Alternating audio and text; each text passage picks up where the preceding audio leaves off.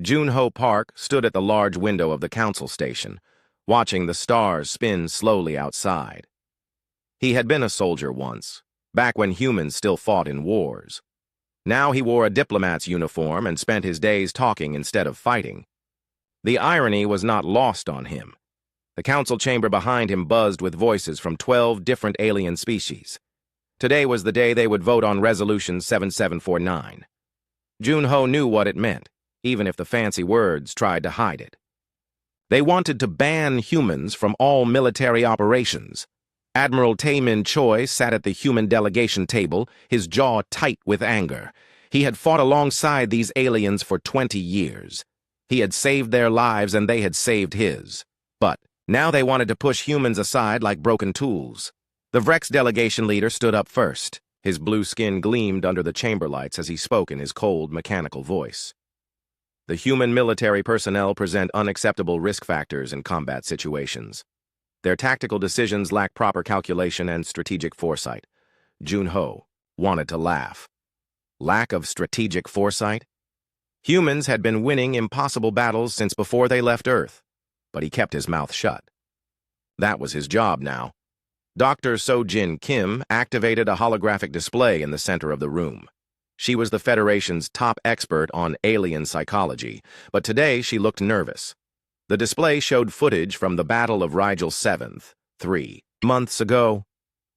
"This is Squad Bravo 7, she said, her voice steady despite her nerves. 12 human Marines holding position against 3,000 Keth warriors. The footage played in slow motion. Junho had seen it before, but it still made his heart race. The human soldiers moved like they were dancing with death. They used the environment, turned enemy weapons against their owners, and somehow made impossible shots while under heavy fire. One Marine, Private Heejin Moon, jumped from a destroyed tank and used its burning wreckage as cover while she flanked an entire Keth battalion. Another soldier, Sergeant Dal Su Ryu, convinced a group of enemy fighters to surrender by speaking to them in their own language while standing on top of their command vehicle. The battle should have been over in minutes. Instead, the 12 humans held their ground for 6 hours until backup arrived. They saved over 2,000 Federation civilians and turned a certain defeat into a strategic victory. The alien council members watched in silence. Some looked impressed. Others looked worried. The Thanari representative, whose crystal armor reflected the chamber lights, made a sound like breaking glass. In her species, that meant fear. "This footage proves our point," the Vrex leader continued. "Human soldiers ignore established protocols. They take unnecessary risks. They make decisions based on emotion rather than logic." Admiral Choi stood up, his hands clenched into fists. "Those unnecessary risks saved lives. Those emotional decisions won the battle." "How is that a problem?" The Mokari representative shifted her shape slightly, a sign of discomfort in her species. "The problem is not the results, Admiral. The problem is that we cannot predict or control human actions. Your soldiers make us uncomfortable." Junho finally understood. This was not about human weakness. This was about alien fear. They were not banning humans to protect enemies.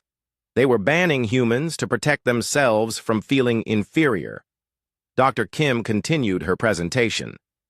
"Human combat behavior shows patterns that our computer models cannot process. They adapt too quickly. They use resources in ways we never considered. They turn defeats into victories through methods we classify as impossible." She showed more footage. A human engineer named Woojin Kang had once stopped an enemy advance by flooding a battlefield with soapy water from a cleaning supply depot. Another human, Captain Yuri Nam, had defeated an elite alien assassin unit by convincing them she was already dead and haunting them. The Zalani psychic warrior delegate spoke for the first time, his mental voice echoing in everyone's minds. "We have tried to read human thoughts during combat. What we find there, it breaks our understanding of warfare. They think in ways that should not work, yet they always work." Junho remembered his own days as a soldier. The moment when training stopped and instinct took over. When the impossible became possible because someone had to make it possible. Humans did not fight like other species. They fought like humans, and that made all the difference. The vote began. One by one, each species cast their decision. The Vrex voted yes to the ban. The Thanari voted yes. The Mokari voted yes. The Zalani voted yes. Every alien species voted to remove humans from military operations. Only humanity voted against the resolution. Admiral Choi stood as the final vote was counted. "This is a mistake," he said. "You will regret this decision." The Vrex leader's blue face showed no emotion. "Perhaps. But we will be alive to regret it. With humans in our military, we cannot guarantee anyone's survival, including our own, Doctor." Kim gathered her data files, her face pale. She had just helped convince the galaxy that humans were too dangerous to fight alongside. Junho knew she felt like a traitor to her own species. As the council session ended, aliens filed out of the chamber in small groups. They whispered among themselves in their various languages. Junho caught fragments of their conversations, words like unpredictable and terrifying and effective beyond reason. Admiral Choi approached Junho at the window. 50 years, he said quietly. 50 years of fighting together, and this is how it ends. Maybe it is not the end, Junho replied. Maybe it is just the beginning of something different. The Admiral laughed bitterly. Different? They want to turn us into clerks and medics. They want to keep us away from anything that matters, Doctor. Kim joined them at the window. I had to show them the truth, she said. The footage, the analysis, everything. But I think I made a terrible mistake. What kind of mistake? Junho asked. I showed them why humans win battles. But I do not think they understood the real reason. They think it is about being violent or reckless. They missed the point completely. Admiral Choi turned to face her. What is the real reason? Dr. Kim looked out at the stars, her reflection ghost-like in the glass. Humans do not fight to win. Humans fight to survive. And there is no force in the universe stronger than a human who refuses to die. The council station continued its slow rotation around the distant planet. In the diplomatic quarters, human personnel received new orders. They would be transferred to support roles, medical units, and logistics operations. No more combat positions. No more frontline duty. The galaxy had decided that humans were too dangerous for the battlefield. What the galaxy did not understand was that keeping humans away from fighting would not make them less dangerous. It would just make them more creative when the time came to fight again, and that time would come sooner than anyone expected. Junho watched a transport ship leave the station, carrying human soldiers back to non-combat assignments. He wondered how long it would take for the aliens to realize their mistake. He wondered what would happen when humans were needed again, and the galaxy remembered why they had been afraid in the first place. The stars continued to spin outside the window, cold and distant and uncaring. But somewhere among those stars, trouble was coming. And when it arrived, the galaxy would learn the difference between banning humans from the battlefield and keeping humans from the fight. Resolution 7749 had passed. The humans were officially prohibited from military operations. For everyone's safety, the Vrex leader had said. Junho smiled grimly at his reflection in the window. Everyone's safety indeed. 3 months after the vote, Commander Hyunwoo Lee stood in the medical bay of Fortress Meridian and watched his world fall apart. The massive defense station shook under enemy fire, and the lights flickered with each impact. Through the reinforced windows, he could see the Ravak Syndicate's fleet surrounding them like hungry wolves. Fortress Meridian was supposed to be impossible to attack. The station was the size of a small moon, protected by shields that could stop entire fleets. It housed over 2 million civilians and served as the Federation's main military command center. But the Ravak had brought something new to the fight. Captain Mi Young-song burst through the medical bay doors, her logistics uniform torn and dirty. The outer ring is gone, she said, breathing hard. They broke through Sector 7 about an hour ago. Casualty reports are coming in from everywhere. Hyunwoo looked at the datapad she handed him. The numbers were terrible. The Vrex tactical units, famous for their perfect precision, had lost 60% of their forces in the first wave. The Thanari Crystal Warriors, who had never retreated from any battle, were pulling back from 3 different fronts. Where are the Zalani? Hyunwoo asked. The psychic warriors were supposed to be the Federation's secret weapon. That is the worst part, Mi Young replied. Their mental attacks do not work. The Ravak have cybernetic implants that block telepathy. The Zalani are fighting like normal soldiers, and they do not know how. Another explosion shook the station. Emergency lights bathed the medical bay in red shadows. Lieutenant Jin Woo Bei, the head human medic, continued treating wounded alien soldiers without looking up from his work. His hands moved quickly and, surely, following human medical training that emphasized speed over perfection. A Vrex soldier on Jin Woo's table grabbed his arm with a mechanical hand. "Human," the alien said in broken Federation standard. "Your people! Where are your people? We need the humans who break rules." Jin Woo looked confused. "We are not allowed in combat anymore. Remember? Resolution 7749. The Vrex soldier made a sound like static electricity. In his species, that meant bitter laughter. "We were fools. We banned you because we were afraid of how you fight. Now we are dying because we fight like cowards." Through the medical bay's communication system, they could hear reports from the battle. The Mokari shapeshifters had tried to infiltrate Ravak positions, but the pirates had heat sensors that tracked them regardless of their appearance. The Thanari had charged the enemy lines with their crystal armor gleaming, but Ravak weapons cut through their defenses like paper. Everything the Federation knew about warfare was failing against an enemy that had studied them for months. Captain Mi Young Song coordinated supply runs from her portable command station. She watched transport ships try to reach civilian evacuation points, only to be shot down by Ravak fighters. The pirates were not just trying to destroy the station, they were trying to capture it, along with everyone inside. "The Ravak want prisoners," she reported to Hyunwoo. "Intelligence says they are building a slave army. 2 million Federation citizens would be quite a prize."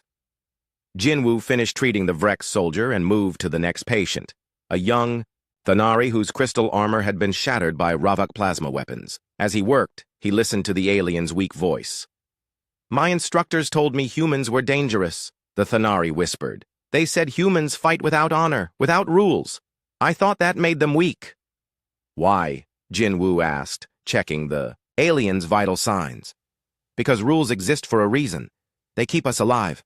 They make us strong." The Thanari's crystal skin flickered with pain. "But now I think, maybe breaking rules can also keep us alive." Commander Hyunwoo watched the battle unfold on the main display screen. The Ravak Syndicate fought like nothing the Federation had ever faced. They used unpredictable tactics, adapted quickly to changing situations, and seemed to enjoy the chaos of battle. It was almost like fighting against... "They fight like humans," he said out loud. Mi Young looked up from her supply reports. "What did you say?" "The Ravak.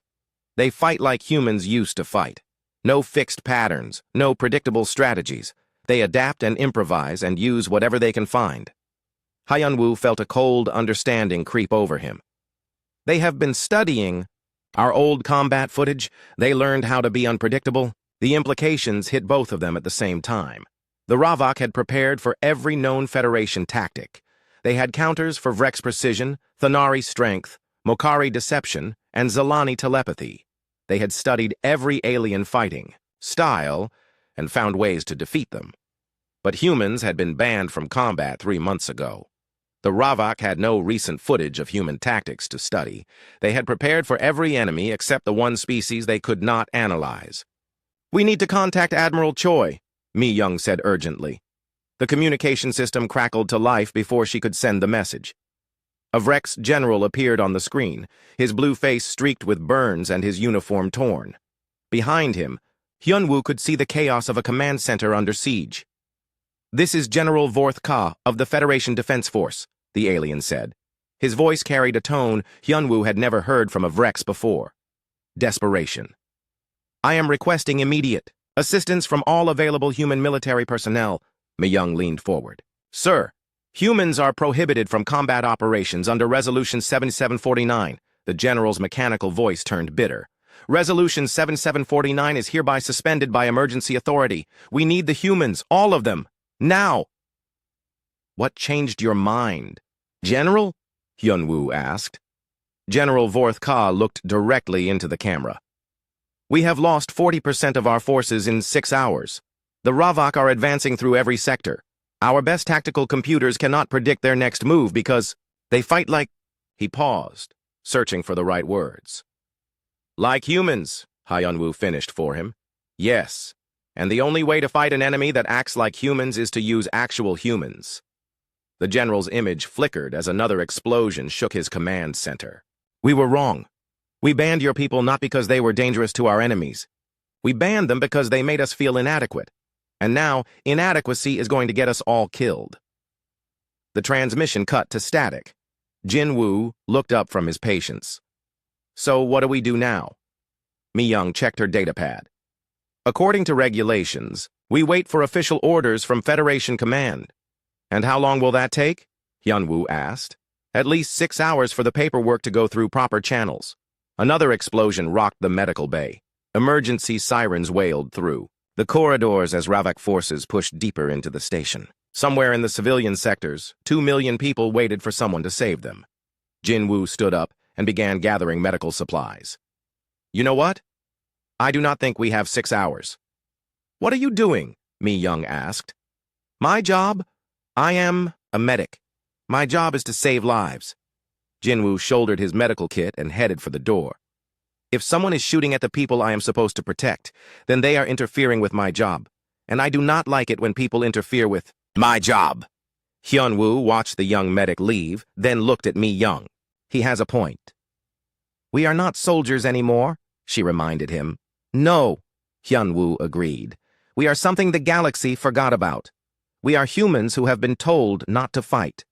And there is nothing more dangerous than a human who has been told they cannot do something."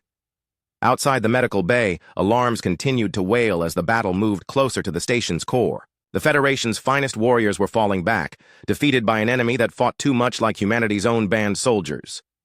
But in the corridors of Fortress Meridian, humans were beginning to remember something important. Resolution 7749 had banned them from military operations. It had not banned them from being human, and being human was about to become very dangerous indeed. The outer ring of Fortress Meridian collapsed with a sound like thunder. Sergeant Bo Ram Han felt the vibration through her feet as she stood in the human quarters watching the battle on the emergency broadcast. The Ravak had broken through, in 17 places now, and their shock troops were pouring into the civilian areas like water through a broken dam. She counted her people quickly. 37 humans remained on the station, all of them officially non-combat personnel. Medics, engineers, supply officers, and maintenance workers. Not a single soldier among them, according to their new job descriptions. Bo Ram almost laughed at the irony. She had been a Special Forces operative for 15 years before the ban. Now she was listed as a facilities coordinator. The galaxy thought changing her job title would change what she was. Private Dong Hyun. Oh looked up from the emergency broadcast. "The Thanari Honor Guard just fell back from Sector 12. I have never seen them retreat before." "Neither have I," Bo Ram replied. She watched the footage of crystal-armored warriors stumbling away from Ravak positions, their formations broken and their confidence shattered. "The Ravak are not fighting like any enemy the Federation has faced." Chief Engineer Ye-Yun Lim joined them at the screen. Her uniform was already dirty from crawling through maintenance shafts to keep the station's power systems running. "I have been monitoring Ravak communications," she said quietly. "They have been studying Federation tactics for months, every species except us." "Because we have been banned from fighting for 3 months, Dong Hyun realized. Exactly. They know how to counter Vrex precision and Thanari strength and Mokari shapeshifting, but they have no recent data on human combat behavior. Ye-Yun pulled up a schematic of the station on her portable display.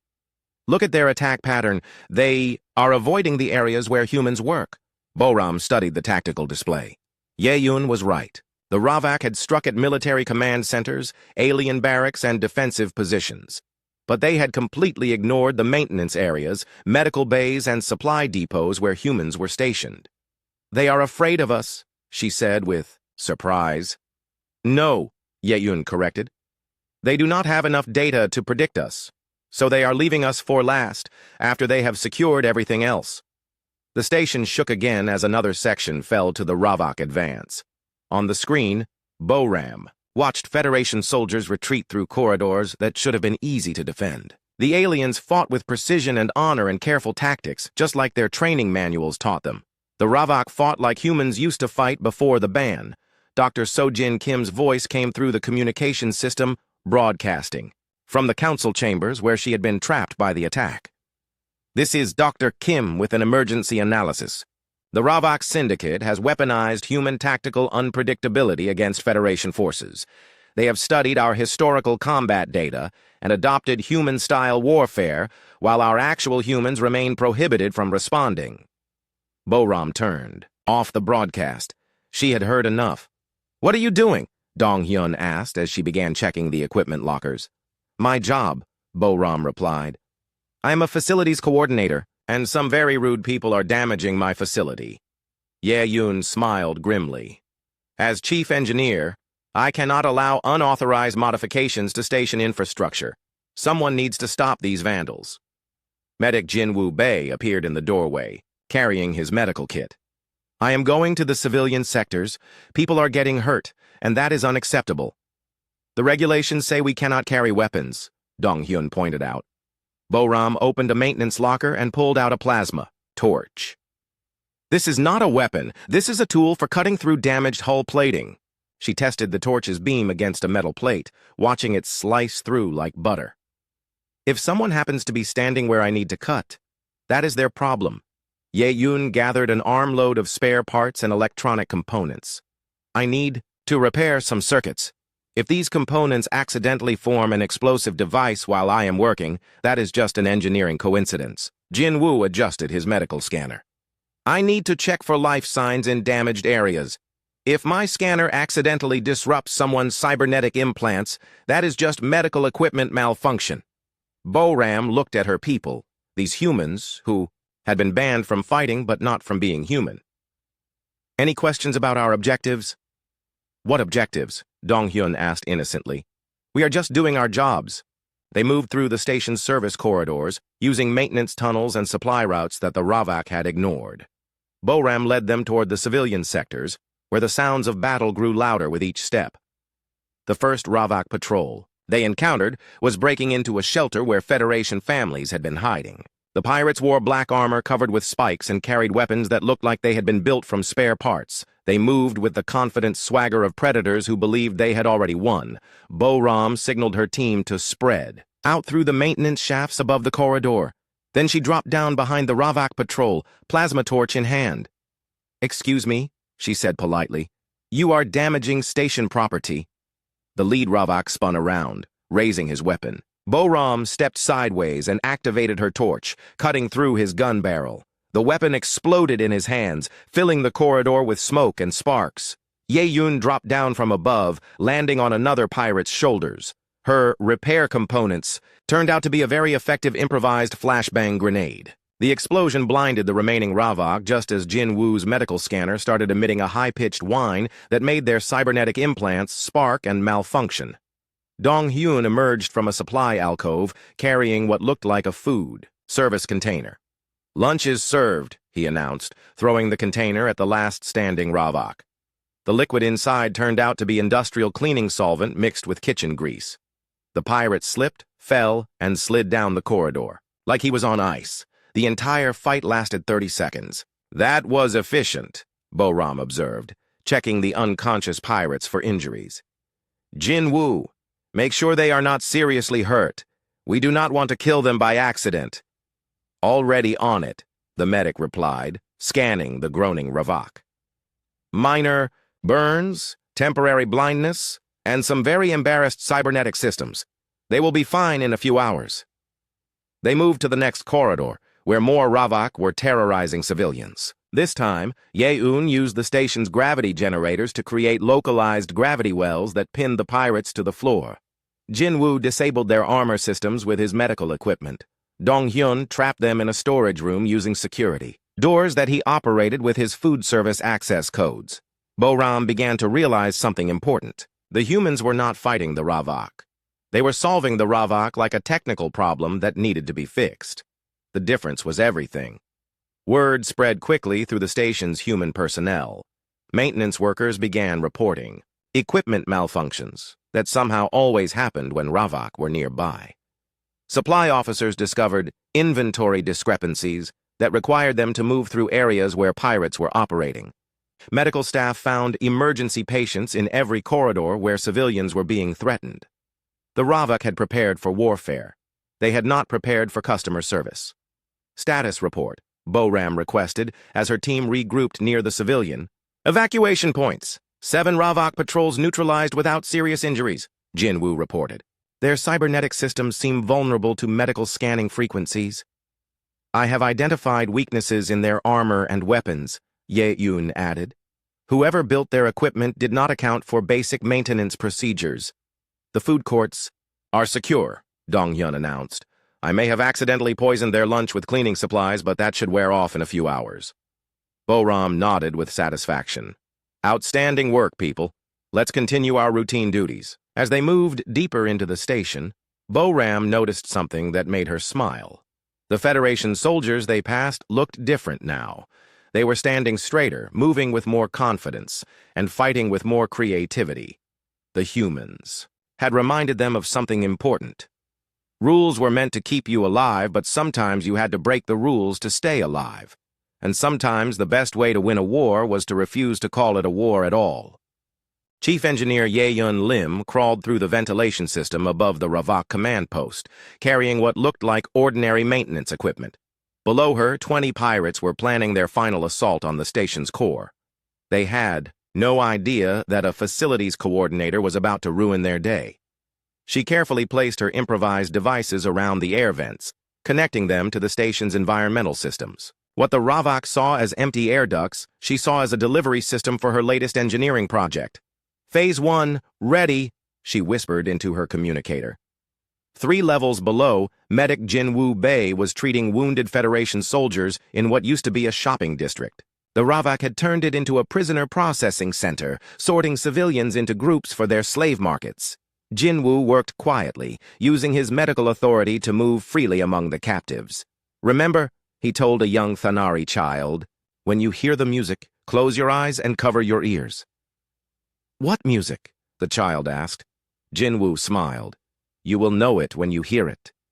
Across the station, Private Dong-Hyun-Oh was doing something that looked completely innocent. He was delivering food to Federation personnel, just like his job description required. The fact that he was using service tunnels to carry suspicious packages was just a coincidence.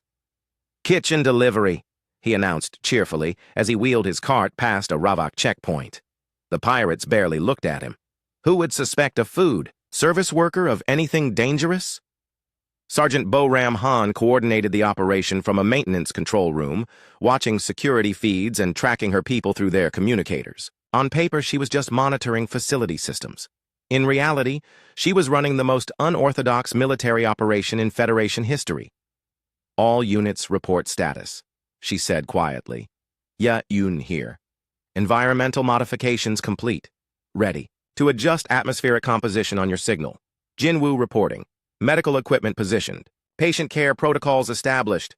Dong-Hyun checking in. Special dietary supplements distributed to all designated locations. Boram smiled. To anyone listening, it sounded like routine station maintenance. But she was actually coordinating. A 3-pronged assault that would have impressed the old human special forces. The Ravak had made their biggest mistake by ignoring the humans. They saw maintenance workers and medics and food service staff, so they assumed no threat. They did not understand that humans could be dangerous without being soldiers. Execute Phase 1, Boram ordered. Ye-Yun activated her environmental controls. The station's air recycling system, which she had been repairing for the past 2 hours, began pumping a special mixture through the Ravak areas. Not poison, nothing that would actually hurt anyone. Just a combination of industrial cleaning gases that made breathing difficult and thinking even harder. The pirate command post filled with a fog that smelled like laundry detergent and made everyone dizzy. The Ravak stumbled around, coughing, and trying to find their air filters. Their cybernetic implants could not compensate for an environmental attack they had never anticipated. Phase 2, Boram announced. Jinwoo activated his medical equipment throughout the station. But instead of healing people, He had reprogrammed his scanners to emit the exact frequencies that disrupted Ravok's cybernetic systems. Every pirate on the station suddenly found their armor malfunctioning, their weapons misfiring, and their communication implants producing nothing but static. The music Jinwoo had promised began playing through the station's speakers. It was an old human song called the William Tell Overture, something about a man with a bow and arrow. The Federation civilians had no idea why it was playing, but they knew enough to close their eyes and cover their ears like the medic had told them. Phase 3, Boram said with satisfaction. Donghyun's food delivery cart revealed its true purpose. Each meal he had distributed was actually a carefully designed package that responded to specific audio frequencies. When the music reached its crescendo, every package exploded simultaneously in a shower of harmless but extremely effective flashbang effects. The entire station erupted in noise, light, and confusion. The Ravok, already struggling with breathing problems and equipment failures, found themselves blind and deaf in the middle of what sounded like a human celebration. Boram left her control room and walked calmly through the chaos. Ravok pirates stumbled past her, too disoriented to realize she was human. She carried a simple tablet computer and wore the confident expression of someone who knew exactly what was happening. "Attention, Ravok personnel," she announced through the station's communication system. "This is Facilities Coordinator Han. You are in violation of station safety regulations. Please report to designated areas for processing." The amazing thing was, some of them actually did it. Confused, blinded, and choking on cleaning gas, they followed the sound of her voice like lost children looking for their parents. The human team regrouped in the main corridor, where Federation soldiers were emerging from their defensive positions with expressions of amazement. The Ravok advance had stopped completely. Most of the pirates were sitting on the floor, coughing and rubbing their eyes while Jinwoo moved among them providing medical care. "Status report," Admiral Taemin Choi's voice came through the communicators. He had arrived on an emergency transport and was trying to understand what had happened. "All hostile forces neutralized," Boram reported. "No serious injuries on either side. Station integrity maintained. Civilian evacuation proceeding normally." "How many casualties?" the Admiral asked. "0 fatalities, sir. Approximately 200 Ravok personnel are experiencing temporary sensory impairment and respiratory irritation. Medical treatment is being provided." There was a long pause. "Sergeant, are you telling me that you defeated an entire invasion force without killing anyone?" "We did not fight them, sir. We just made their working conditions unacceptable." Commander Hyunwoo Lee appeared around the corner, followed by Captain Mi Young Song and Dr. Sojin Kim. They all looked like they had seen something impossible. "The Ravok fleet is retreating," Hyunwoo reported. "Their ground forces are requesting medical assistance and asking about surrender procedures." Dr. Kim was studying her datapad with fascination. "This is incredible. You have turned an invasion into a customer service complaint." Ye Yun wiped grease from her hands with a maintenance rag. "The Ravok prepared for military resistance. They studied how aliens fight wars, but they never studied how humans solve problems." "What is the difference?" Admiral Choi asked as he joined the group. Jinwoo looked up from treating a Ravok pirate's irritated eyes. "When you fight a war, the goal is to destroy the enemy. When you solve a problem, the goal is to make the problem go away." He applied soothing drops to the pirate's eyes. "Same result, different methods. And fewer people die," Donghyun added. He was distributing actual food to the confused Ravok, who seemed grateful for something that did not explode when they touched it. Boram surveyed the scene with professional satisfaction. Ravok pirates sat in neat groups, receiving medical care from the humans they had tried to capture. Federation soldiers moved among them, collecting weapons and taking statements. The civilian evacuation continued smoothly. "Sergeant Han," Admiral Choi said formally, "I need to ask you something important." "Yes, sir?" "At any point during this operation, did you or your people engage in military action?" Boram considered the question carefully. "No, sir. We performed routine maintenance, provided medical services, and delivered food. All normal job functions." "Did you carry military weapons?" "No, sir. We used maintenance tools, medical equipment, and kitchen supplies." Did you follow any military tactics or procedures? No, sir. We followed standard safety protocols and customer service guidelines. Admiral Choi nodded slowly. So, Resolution 7749 was never violated. Absolutely not, sir. We are not soldiers anymore. We are support personnel, and we take our support duties very seriously. The Admiral's stern expression cracked into the first smile anyone had seen from him in months. Well then, I suppose we should commend you for your excellent customer service. Dr. Kim looked around at the aftermath of the most successful non-military operation in Federation history. I think I need to update my research, she said quietly. About what? Yoon asked. About the difference between banning humans from fighting and stopping humans from solving problems. Dr. Kim made notes on her datapad. The galaxy has been very, very stupid. As news of the Fortress Meridian incident spread through Federation space, military analysts struggled to classify what had happened. It was not a battle, because no one had died. It was not a victory, because the humans insisted they had just been doing their jobs. But somehow, 37 non-combat personnel had stopped an invasion that had defeated the Federation's finest warriors. The galaxy was about to learn something important about humans. You could ban them from military operations, but you could not ban them from being helpful, and a helpful human was the most dangerous thing in the universe. News of the Fortress Meridian incident traveled through Federation space at the speed of light, carried by subspace communications that reached every corner of the galaxy within hours. Admiral Tae-min Choi sat in his temporary command center, reading report after report from military analysts who could not understand what they had witnessed.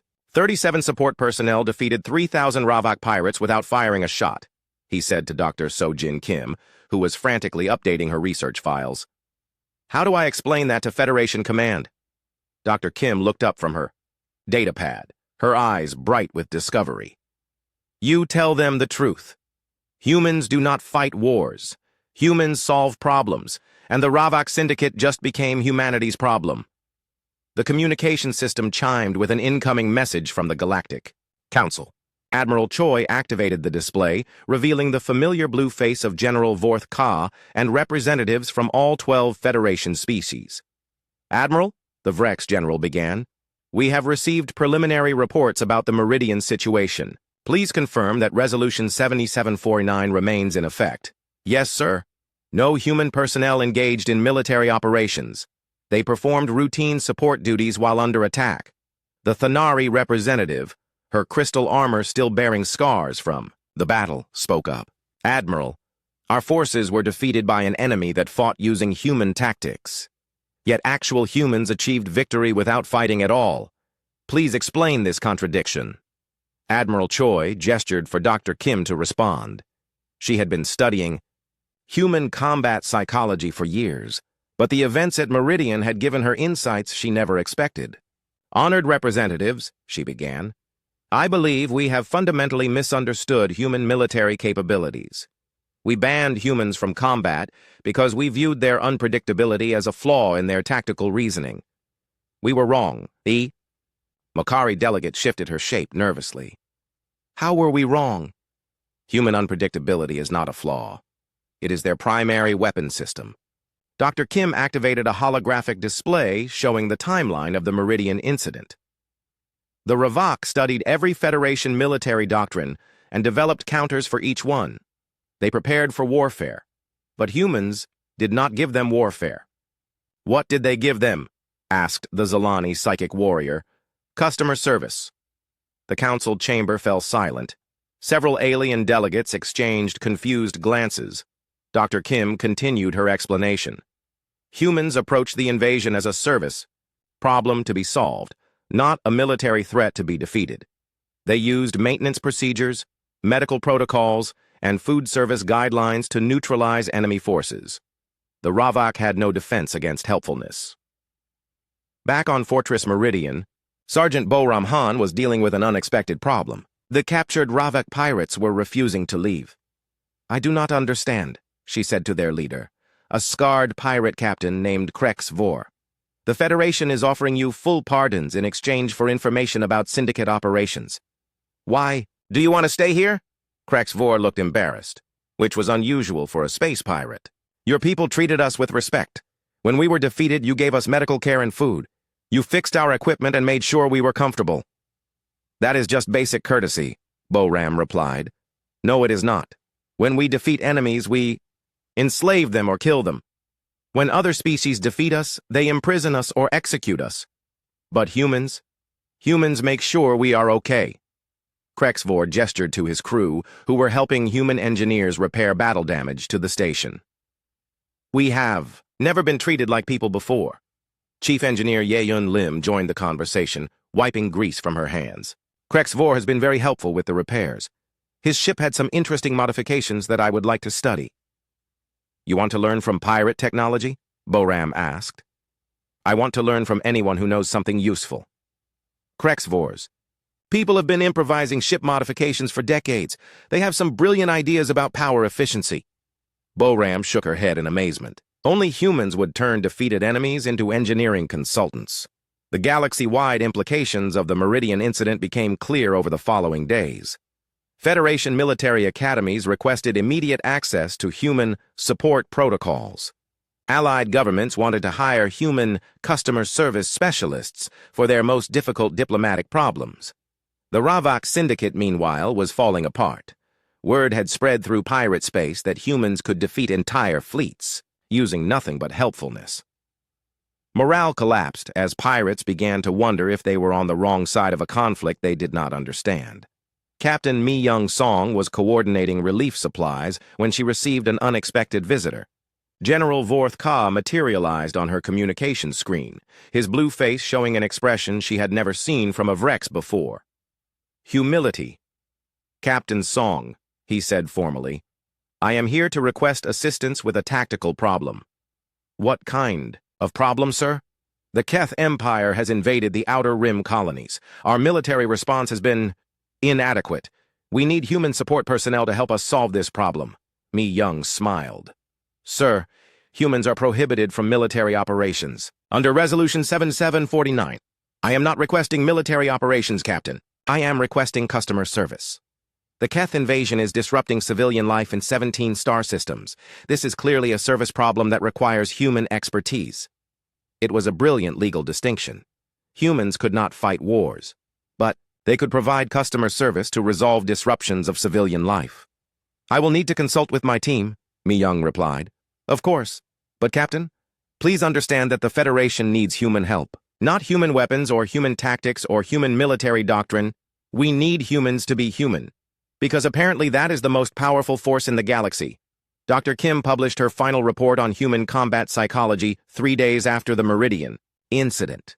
Her conclusions would reshape military thinking throughout Federation space. Human tactical effectiveness does not derive from superior weapons, training, or strategy, she wrote. It derives from a fundamentally different approach to conflict resolution. While other species view warfare as a contest between opposing forces, humans view it as a problem to be solved through creative application of available resources. The report included detailed analysis of every human action during the crisis. Yeyun's environmental modifications were classified as creative engineering solutions. Jinwoo's medical equipment usage was described as adaptive healthcare delivery. Donghyun's food service innovations were labeled nutritional problem-solving. Most significantly, Dr. Kim concluded, humans do not dehumanize their enemies. They treat hostile forces as customers with unmet needs. This approach transforms adversarial relationships into service opportunities, making traditional military resistance ineffective. Admiral Choi read the report with growing amazement. So we banned humans from fighting, but we could not ban them from being helpful. Exactly. And helpfulness, it turns out, is a more powerful weapon than anything in our arsenals. The Galactic Council convened for an emergency session to address what they were calling the human question. Resolution 7749 remained technically in effect, but its practical meaning had changed completely. The Vrex delegate spoke first. We banned humans to protect ourselves from their unpredictability, but unpredictability is not the real issue. Then, what is? Asked the Thanari representative. Humans do not think like warriors. They think like problem solvers, and every military situation is just another problem to be solved. The Mokari delegate added, Our tactical computers cannot model human behavior because humans do not follow tactical logic. They follow service logic. What is the difference? Inquired the Zalani psychic warrior. Dr. Kim answered from her position at the human delegation table. Tactical logic seeks to defeat enemies. Service logic seeks to resolve problems. When humans encounter hostile forces, they do not see enemies to be destroyed. They see customers with very poor attitudes who need help. The council chamber erupted in discussion as alien representatives tried to understand the implications. If humans could defeat military forces using customer service protocols, what did that mean for the future of warfare? The Vrex general, who had requested human assistance, spoke up. I propose we establish a new classification for human personnel.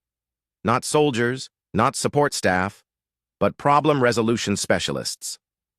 What would they do? Asked the Thanari. Whatever needs to be done to solve problems. Military problems, diplomatic problems, technical problems, social problems. The general's mechanical voice carried a note of respect. Humans excel at creative problem solving. We should let them solve our problems. Admiral Choi stood to address the council.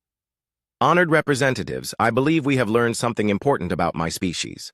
You can ban humans from warfare, but you cannot ban them from helping people. And when humans help people, extraordinary things happen. The vote was unanimous. Resolution 7749 was amended to allow human problem resolution specialists to operate in any situation where their unique skills were needed, which, as it turned out, was almost everywhere. Back on Fortress Meridian, Sergeant Boram Han received notification of her new job classification. She was no longer a facilities coordinator. Her official title was now Senior Problem Resolution Specialist. She looked at her team, these humans who had 6 months after the Fortress Meridian incident, Admiral Taemin Choi stood before the largest gathering of military leaders in Federation history. Representatives from over 300 worlds had come to witness the signing of the Meridian Protocols, the new military doctrine that would change warfare forever. The irony was not lost on him. Humans had been banned from fighting, only to revolutionize how everyone else fought. Honored delegates, he began, today we formally recognize what humanity demonstrated during the Meridian Crisis. Military victory does not require military methods. Sometimes the most effective weapon is not a weapon at all. In the audience, Dr. Sojin Kim sat with her completed research files.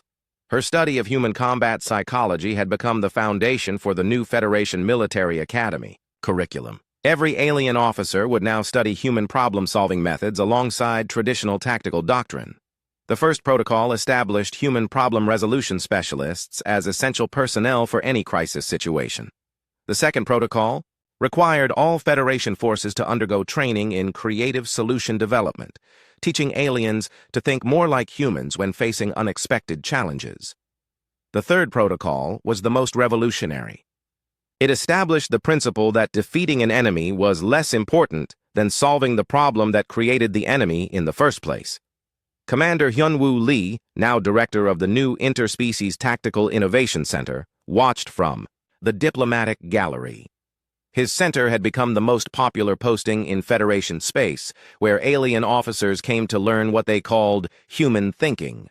The center's first class included Vrex tacticians, who wanted to learn improvisation, Thanari warriors studying adaptive problem-solving, and Mokari infiltrators learning to use creativity instead of deception. Even Zalani psychic warriors came to understand how humans could be unpredictable without being chaotic. The key to human tactical thinking, Hyunwoo had explained to his students, is that humans do not see situations as they are. They see situations as they could be. Every problem contains its own solution if you approach it correctly. Captain Mi Young-song had become the Federation's first director of crisis resolution services. Her department handled everything from pirate raids to diplomatic disputes to natural disasters. The basic principle was simple. Treat every crisis as a customer service problem, and amazing solutions became possible. Her latest success had been the Keth Empire situation. Instead of fighting the invading Keth forces, her team had studied why the Keth were invading in the first place. It turned out the Keth homeworld was facing environmental collapse, and they needed new territory to survive. Mi Young's solution was elegantly human. Instead of fighting the Keth, The Federation offered them terraforming technology and uninhabited worlds to colonize. The invasion became a refugee resettlement program, and the Keth Empire became a Federation ally. Chief Engineer Ye Yun Lim had established the Technical Innovation Corps, where human engineers worked with alien scientists to develop solutions that no one species could create alone. Her partnership with former Ravak pirates had produced breakthrough advances in ship design and energy efficiency. Humans see connections that other species miss, she explained to her mixed species engineering teams. We do not think inside categories. A medical tool can become a weapon can become a farming implement, and a farming implement can become a communication device. Everything is connected to everything else. Lieutenant Jin Woo Bei, now promoted to Chief of Adaptive Medical Services, had revolutionized battlefield medicine by treating war wounds as customer service issues. His medics were trained to see injured soldiers not as casualties but as clients who needed help solving their health problems. His approach reduced battlefield fatalities by 70% across the Federation. More importantly, his medics also treated enemy wounded with the same level of care, leading to mass surrenders and defections among hostile forces. When someone is hurt, Jinwoo taught his students, they stop being your enemy and become your patient. And good customer service means treating every patient like they are the most important person in the universe. Private Dong Hyun, now sergeant and head of the Logistics Innovation Division, had turned supply management into an art form. His teams could provide any resource to any location using whatever materials were available locally. His greatest achievement was solving the food crisis on Vega Colony by convincing the colonists to eat the invasive plant species that was destroying their crops. The pest turned out to be both nutritious and delicious when prepared correctly. Everything has value, Dong Hyun explained to his logistics teams. The trick is finding the right use for it. Garbage can become building materials, weapons can become tools, and enemies can become friends if you approach them with the right attitude. Sergeant Bo-Ram Han had become the Federation's first professor of applied problem resolution at the military academy. Her course, officially titled Creative Crisis Management, was known throughout the galaxy simply as Fighting Like a Human. Her students learned to approach every military situation as a puzzle to be solved rather than a battle to be won. They studied human techniques like lateral thinking, resource improvisation, and what Bo-Ram called aggressive helpfulness. Humans do not fight harder than other species, she taught her classes. We fight differently. We refuse to accept that. Problems cannot be solved. We find ways to win that no one else would even consider. And most importantly, we try to make sure everyone goes home alive, including our enemies. The Meridian Protocols formally recognized these innovations as legitimate military doctrine. More importantly, they established the principle that human methods were not just acceptable alternatives to traditional warfare, they were often superior. Admiral Choi concluded his speech by reading the final protocol, which would become known throughout the galaxy as the Human Doctrine. Protocol 7. When facing an impossible situation, Federation forces are authorized and encouraged to think like humans. This means approaching problems with creativity, treating enemies as potential allies, using available resources in unexpected ways, and refusing to accept that any situation is truly hopeless. The assembled delegates voted unanimously to adopt the Meridian Protocols. Every military academy in Federation space would now teach human problem-solving methods. Every crisis response team would include human problem resolution specialists. The galaxy had learned something fundamental about humanity. Humans did not fight to destroy their enemies. They fought to solve problems. And when you solved the problem that created your enemies, you often discovered that you never needed enemies in the first place. Dr. Kim published her final conclusion in what became known as the Meridian Report. Humans were not banned from the battlefield because they were dangerous to their enemies. They were banned because they made warfare obsolete. A human approach to conflict seeks not victory but resolution, not dominance but cooperation, not destruction but transformation. The galaxy prohibited humans from the battlefield for everyone's safety.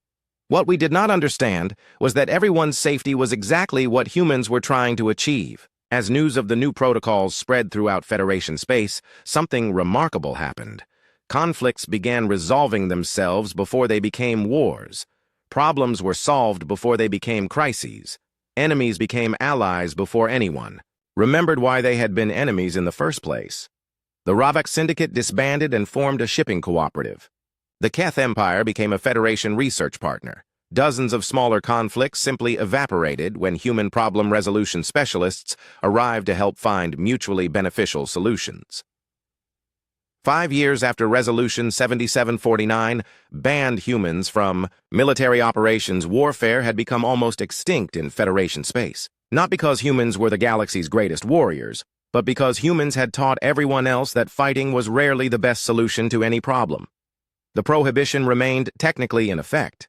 Humans were still banned from traditional military operations. But traditional military operations were becoming unnecessary. In her final research note, Dr. Kim wrote, "We banned humans from the battlefield to protect everyone's safety.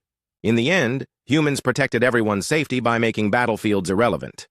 Admiral Choi, now promoted to Supreme Military Advisor, kept a copy of Resolution 7749 framed on his office wall. Below it, he had added a small plaque with a simple inscription, "Mission accomplished." The galaxy had prohibited humans from the battlefield for everyone's safety. Humans had responded by making everyone safe, whether the galaxy wanted it or not, because that, Admiral Choi reflected with satisfaction, was exactly what humans did best. They solved problems, especially problems that no one else knew how to solve, even when the problem was war itself.